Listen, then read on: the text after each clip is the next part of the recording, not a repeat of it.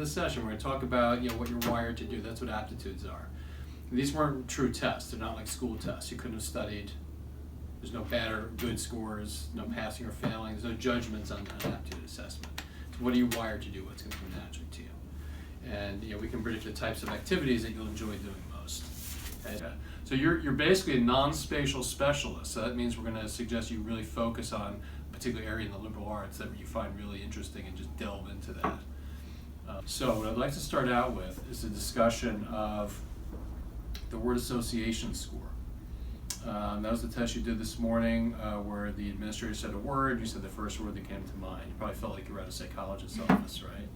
But we weren't psychoanalyzing you. We were determining whether you are what we call objective or subjective in personality. And what we mean by objective is the type of person who likes to work with and through others as part of a team, collaborating, delegating. It's typical of managers, executives, and salespeople. Those who score subjective tend to refer to as more individual and specialized. Subjectivity is more typical of researchers, college professors, creative artists. They're experts, they're specialists, they rely more on their own efforts and expertise. That's the range we think you belong in. So anywhere in this range, we still encourage people to head more into the individual work approach to start off with. And usually in my experience, people in this range tend to identify more with this work approach than with this work approach. So this is the type of person who tends to like to have kind of a personal connection to their work rather than it being a job that's separate from them. So we encourage people in this range to you really kind of determine what their interests are. What are they really ideally passionate about they can delve into and become an expert at. And sometimes it takes a while to figure that out. Sometimes you have to go through a couple of years of college and take a bunch of courses and you say, wow, this is it. This is what I want to major in. This is what I want to go to grad school for. Does this surprise you that you're more in this range than this range, or would you have guessed that about yourself? Yeah. Why would you have guessed that? I don't know. I'm not great with working with people. You like doing things On my own. on your own, having kind of ownership and control of your own work? Okay. We had these abstract drawings, you had to write all the things they made you think of, reminded you of. So you just saw a few things for each picture. Now some people might look at that and see like 20 things right off the top of their head. So they're very different in their approach to goal setting. High foresight people tend to think way down the road and look way ahead, and they kind of dwell on the future, and that's what gets them kind of ripped up. Low foresight people tend to focus much more on the here and the now. They're much more zen, they're in the moment, they're present, and they like to see results right away. Again, if you have a high language aptitude, it means you can learn the vocabulary of foreign languages easily. You can also learn technical terminology easily. And that's going to be very useful for you if you work bilingually and or working in a field that involves a lot of technical terminology like law or psychology. We're going to focus primarily on the high scores because those are the things that you're kind of wired to do. These aptitudes are innate abilities that remain pretty stable throughout your life. And if you're tapping into your highest abilities, you're likely to find the work engaging and enjoyable for you. But I'd like to start out with a discussion of your spatial aptitude called structural visualization. That's a combination of your wiggly block, which was almost off the chart, and paper folding, which was above average. Both of these traits measure structural visualization.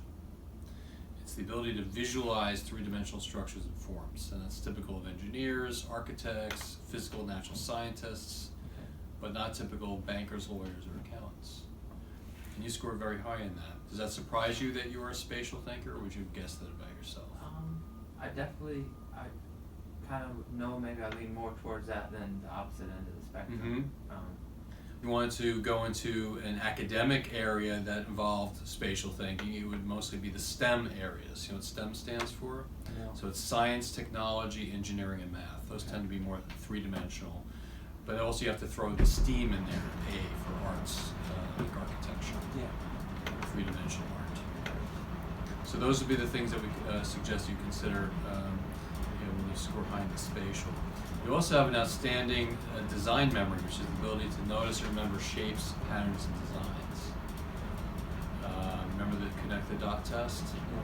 So that's typically high in visual artists. It doesn't measure an artistic ability, but fine artists and graphic designers tend to score high in that. But when we combine it with the spatial aptitude, that's the typical combination of architects, design engineers, industrial designers,